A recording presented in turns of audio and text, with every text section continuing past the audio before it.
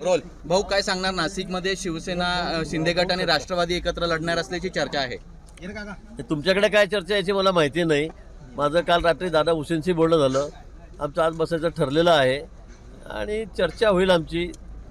भुजबळ साहेब आहेत, समीर भुजबळ आहेत, त्यांचे दोघे मंत्री आहेत, त्यांचं माझं बोलणं झालेलं आहे. आम्ही या संदर्भामध्ये चर्चा करू, बोलू आणि त्याचा निर्णय होईल.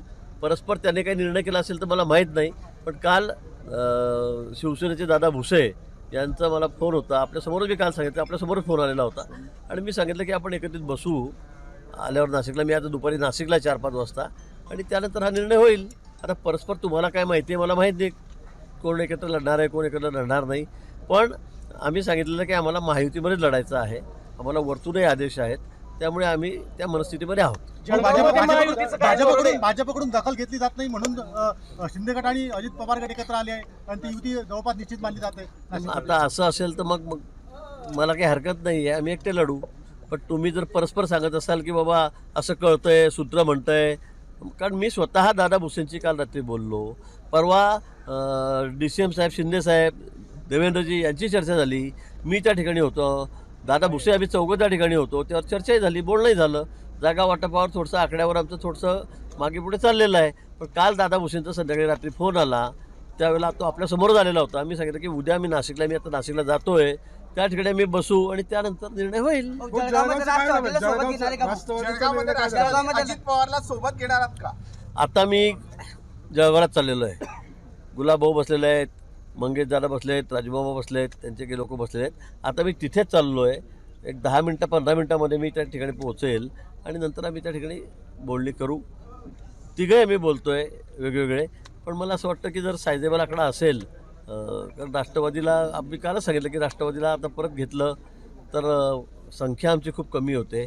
त्यामुळे तर त्यांची मागणी किती जागांची आहे, काय त्यामुळे आता मी तपासून बघतो. कारण मी कालच रात्री आपल्यासमोरच जळगावमध्ये आलेलं 15 दिवसांनी. त्यामुळे मला असं वाटतं की आज सगळ्या गोष्टींची उत्तरं तुम्हाला मिळतील. आपली मागणी किती जागांची? आपली मागणी चला आता आम्ही बोलणी आणि तुम्हाला कसं सांगू कोणाची मागणी काय म्हणून, असं कसं काय विचारलं तुम्ही? आज फायनल होईल. कारण मी आज परत नाशिकला गेलो, धुळ्याला गेलो, नगरला गेलो की माझं येणं होणार नाही. आज आम्ही आकडा फायनल करू. वाटप होईल का आज उद्यामध्ये आपल्या पक्षाकडून? मला असं वाटतं की आधी युतीचं बोलणं होईल, त्यावर जागांचा तोडगा निघाला की मगच करतो. नाही तर आम्ही AB फॉर्म देऊन टाकू सगळ्यांना आणि मग ही जागा का हरतो मागे घे, हा मागे घे, असं करता येणार नाही. एकदा आम्ही जागेचा आकडाच फायनल करू. त्यानंतर नावं कुठे कुठे कोणत्या प्रभागात कोण लढायचं, कुठल्या प्रभागात कोणती जागा घ्यायची, यावर निश्चिती रात्रीपर्यंत होईल, उशिरापर्यंत. आणि मग आम्ही AB फॉर्म देऊ. राहणार का? अदानी कुटुंबाने राहणार का? कोणाची घराणेशाही? म्हणजे एका भाजपाचा एक धोरण आहे, एक व्यक्ती एक पक्षामध्ये एकच तिकीट, पण अनेक जण इच्छुक आहेत. नाही, अनेक जणांचा विषय मी सांगितलं, जे कॅपेबल असतील, निवडण्याची क्षमता असेल तर त्यासाठी दिलं जाईल. अन्यथा घराणेशाहीलाच द्यावं, घरातल्या लोकांना द्यावं, असा कुठे आमच्याकडे निकष नियम नाही. भाऊ, बारामतीमध्ये आज शरद पवार आणि अदानी कुटुंब जे आहे एकाच व्यासपीठावर आहे. अदानींच्या हस्ते शरद पवारांच्या ठिकाणी बारामतीमध्ये AI सेंटरचं उद्घाटन होणार आहे. पण ठीक आहे ना, काय काय अडचण काय त्याच्यामध्ये? मला वाटलं का अदानी काही नारळ फोडायला आहेत का पक्षात, असं म्हणताय का तुम्ही? तसं नाही ना. मग विकासाच्या कामावर अदानी मोठे इन्व्हेस्टर आहेत, अनेक ठिकाणी ते मोठी इन्व्हेस्टमेंट करतात, हजारो कोटीची, रोजगार निर्माण होतो आहे. मग मला वाटतं अशा ठिकाणी जर त्यांची इंडस्ट्री असेल, मला माहीत नाही, पण त्यांची काही इन्व्हेस्टमेंट असेल मोठी, त्यांनी काय गुंतवणूक केली असेल आणि ते असतील, शरद पवार साहेब असतील, तर अडचण काय? नाही भाऊ, अजित पवार पण त्या ठिकाणी काही दिवसापासून चर्चा आहे की अदानी जे आहेत शरद पवार आणि अजित पवार एकत्र येणार. ते रोजच तुम्ही चर्चा करतात, तुमच्या माध्यमातून मला कळतंय, ते रोग एकत्रही बसतायत. ठीक आहे ना, त्यात काय आता त्यांची होत असेल त्यांची युती तर त्यांना शुभेच्छा आहेत आमचं कुठं काय नाही म्हणणं आहे. भाऊ, बारामतीमधल्या कामांचे नाही का ठाण्यातल्या लोकांनी कौतुक केलं आहे. अजित पवारांनी म्हटलंय की ठाण्याकडे पण मुख्यमंत्री पद होतं, मग त्या ठिकाणी कामं का झाली नाही? आता हा त्यांचा अंतर्गत पक्ष. आता पक्षामध्ये आम्ही वेगळ्या ठिकाणी वेगळे लढतोय, त्यामुळे थोडी टीका टिप्पणी एकमेकांना होईल, आरोप प्रत्यारोप होतील. आपण नगरपालिका निवडणुकीमध्ये बघितलेलं आहे. त्यामुळे वाटत आता आम्ही जर सगळ्या 100% ठिकाणी एकत्रित लढत नाही. काही ठिकाणी ते जर वेगळे लढत असतील आमच्या विरोधात ठाण्यामध्ये, तर ते येऊन बोलतील ना, ते आरोप करतील, काय करायचं ते करू द्या, त्याचं उत्तर शिंदेसाहेब देतील.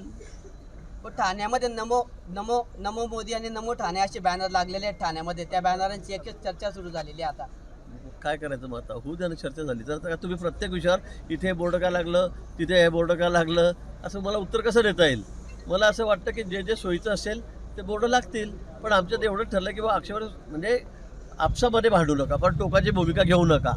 हे आमच्या महायुतीचं धोरण आहे, ठरलेलं आहे. जिथे काही अपरिहार्य कारणामुळे युती झालीच नाही त्या ठिकाणी मैत्रीपूर्ण लढत होईल. पण ही लढत होत असताना फार टोकाचे आरोप एक करू नका, कारण आम्हाला राज्यामध्ये पुन्हा 4 वर्ष एकत्रित काम करायचं आहे. हो, जळगावमध्ये सुद्धा भाजपमध्ये मोठा हे बघायला मिळतो आपल्याला. जर तिकीट नाही मिळालं कुठे? तर जळगावमध्ये.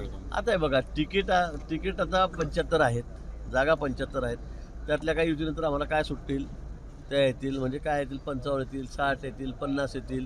पण जे जागा त्यांना मिळणार नाही तिकीट, ते कार्यकर्ते आहेत, त्यांना थोडा राग राहणार त्यांच्या मनामध्ये, त्यांना वाईट वाटणार आहे. हे सगळ्या ठिकाणीच आहे का, फक्त जळगावला आहे का? तुम्ही बघता, तुमच्या शहरात तुम्ही दाखवतात काय काय चाललेलं सगळं राज्यभरामध्ये. कोणी कार्यालयाच्या बाहेर उपोषणाला बसतंय, कोणी दिले रात्रभर झोपून बसतंय, चाललेलं आहे, आंदोलनं करतायत. मला वाटतं तिकीटं कमी आहेत आणि मागणारे जास्त आहेत. आता आमच्याकडे तिथे 1000च्या वर लोकांनी अर्ज केले, तर काय करणार त्याला? सगळ्यांना समजावं लागेल. आणि मला खात्री अपेक्षा आहे की आम्ही त्या बोलल्यानंतर समजवल्यानंतर सगळे कार्यकर्ते पुन्हा लगेच झाडून झटकून कामाला लागतील. हे आपण प्रत्येक वेळी बघितलेलं आहे. मुंबई महापालिकेसाठी 207 जागांवर एकमत झालं आहे. भाजप 128 जागा आणि शिवसेना शिंदे गट 79 जागा लढणार आहे. काय माहिती आहे तुमच्यापर्यंत? माझ्याकडे काहीच माहिती नाही. माझ्याकडे इतके कामं इकडचे की मला बाहेर तोड करायला, बघायला, कान द्यायला, डोळे बघायला जागाच नाही माझ्याकडे कुठे. त्यामुळे मला वाटतं मुख्यमंत्री महोदय आणि शिंदेसाहेब स्वतः तिकडे बघतायत. आणि मुंबई आमच्यासाठी अतिशय महत्त्वाचं आहे, अतिशय महत्त्वाचं. कारण आपण बघतात ज्या गतीने आता मुंबई पुढे चाललेलं आहे, डेव्हलपमेंट होते, इन्फ्रास्ट्रक्चरची कामं होत आहेत, ब्रिज होत आहेत, भुयारी मार्ग होत आहेत, मेट्रो होत आहेत, हे आपण बघितलेलं आहे. त्यामुळे मुंबईमध्ये निश्चित मुंबईकर आम्हालाच कौल देतील, महायुतीलाच कौल देतील कुठल्याही परिस्थितीमध्ये. आणि म्हणून मला असं वाटतं की आमचे वरिष्ठ नेते जे आहेत तेच त्या ठिकाणी लक्ष घालतात. महायुतीला रोखण्यासाठी ठाकरे बंधू एकत्र आलेत भाऊ. काय फरक पडतोय मग? काहीच होणार नाही. निकालांची तुम्हाला दिसेल 16 तारखेला काय झालं म्हणून. त्यांचं लोक इतके दुधखोळे नाही आहेत. ही स्वार्थी युती आहे, मतलबासाठी युती आहे. आता मराठी करायचं. 25 वर्ष आपण सत्तेत असताना मराठी माणसाकडे ढुंकून बघितलं नाही. तुम्ही आता काय, लोक इतके आता वेडे राहिलेले नाहीत मतदार. ते तुम्हाला तुमची जागा, आता सगळं तुम्ही काही बोला. आता मुंबई चालली, मुंबई गुजरातला चालली, त्याचं पहिलं आता हे दारा राहील पहिला त्यांच्या मॅनिफेस्टोमध्ये हे राहील, मुंबई वाचवा, मुंबई गुजरातला चालली. दुसरं काय, तर कोण मुंबई गुजरातला देतं आहे? CM साहेबांनी आमच्या सांगितलं आहे, फडणवीस साहेबांनी, की कोणाच्या बापाची तरी हिंमत आहे का? पण ते त्यांच्याकडे मुद्दे काहीच नाही आहे. विकास म्हणून त्यांच्याकडे कुठलंच काही त्याचा दृष्टिकोन नाही आहे. आणि म्हणून त्यांना असे काहीतरी भावनात्मक मुद्दे, मुंबई जाते, मराठी माणसाचं काय झालं, तुम्ही काय केलं इतके वर्ष? मला वाटतं याचं उत्तर त्यांच्याकडे नाही आहे. फक्त बोलबच्चन, आरोप, एवढंच त्यांचं आता काम राहिलेलं आहे. पण जनता त्यांना अजिबात या निवडणुकीत थारा देणार नाही. म्हणजे ज्या पद्धतीने नगरपालिकेमध्ये त्यांची हालत झाली, ज्या पद्धतीने विधानसभेत आमदारकीला त्यांची हालत झाली, त्यापेक्षा वाईट परिस्थिती त्यांची राज्यातल्या महापालिकेसाठी होणार आहे. एक शेवटचा प्रश्न आहे. महायुतीकडून जे आहे, आता महायुतीमध्ये जागा लढणार आहेत आपण सर्व एकत्र महापालिकेच्या, त्यामुळे बंडखोर जे आहेत अनेक जण इतर पक्षांमध्ये जाण्याचा धोका ओळखून महायुती ही शेवटच्या दिवशी घोषणा केली जाते का? अरे बाबा, राजकारणामध्ये सुरू असतं, प्रत्येकाला अपेक्षा असते, आशा असते. आपण अनेक वेळेला बघितलं आहे. तुम्ही आमदारकीलाही बघितलेलं आहे, खासदारकीला सुद्धा बघितलं आहे. इथं नगरपालिका आहे, त्यामुळे हजारो कार्यकर्त्यांना संधी मिळणार आहे. थोड्याफार काही प्रमाणामध्ये इकडे तिकडे होतं, पण निश्चित आमच्या पक्षामध्ये आम्ही त्याला समजायचा प्रयत्न नेहमी करतो आणि त्यात यशस्वी होतो. अशी कुठे बंडखोरी होणार